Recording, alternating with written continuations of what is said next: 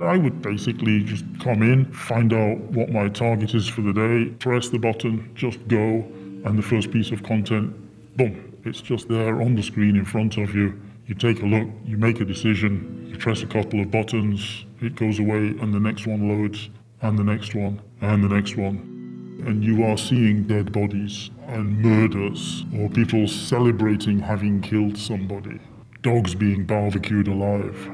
And you are seeing these images. It took me a long time to understand how much this stuff had affected me. I never even believed in PTSD. I thought it was just people being useless. And it's been very hard for me to find these really difficult emotional reactions when I talk about this stuff, and I've had to be through therapy and take a lot of time just working on myself to get through this.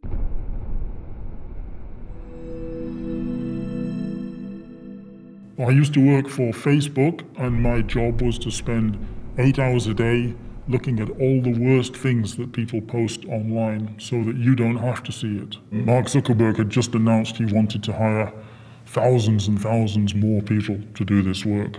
And I think they just needed bums on seats. So I was snapped up. They did ask me, you do understand that maybe occasionally you might see something that's a bit disturbing, and they ask if you're okay with that. But you don't have any experiential understanding of what that means. It's really difficult to quantify how much of it was of a particular type or how extreme it was. You would be able to quantify this, but these numbers are not available. Facebook have them, but as an employee, you're not entitled to find out what kind of harmful material you've been exposed to. I'm going to guess it's between 5 and 10% of what you see every day is potentially traumatizing. I can remember the first one that just was like a wow moment, and that was when we first started. I got this one day, and it's a super close-up shot of a man just jerking off. But I didn't want to reach forward, put my hand into that space to press the buttons to delete it. And eventually one of the girls did it, and then she picked up, there was a packet of wet wipes on another desk for cleaning the desk. And she cleaned all the desk, the keyboard, and her own hands before she went back to her desk. Thinking about that later, I realized that we really do feel like touched by what you see. And then a couple of weeks later, one of my colleagues got his first self-harming incident where somebody is cutting their wrist and seemed to be in imminent danger of committing suicide. We just heard this shouting, this guy just shouting like, "Fuck, what do I do? I've got a suicide, what do I do?" And he was in a complete panic because there's a life at risk right in front of him, right there and then. And your job is to protect people. Well, the guidelines are not guidelines. They're very, very strict, very precisely written rules. We've got definitions of harm versus injury versus violence. We've got clear definitions of what is hate speech and what isn't hate speech. Your head is swimming with all of these issues and things that you have to consider every time that you're confronted with this stuff. I think it would be easier to deal with the images if you weren't having to think about them so deeply.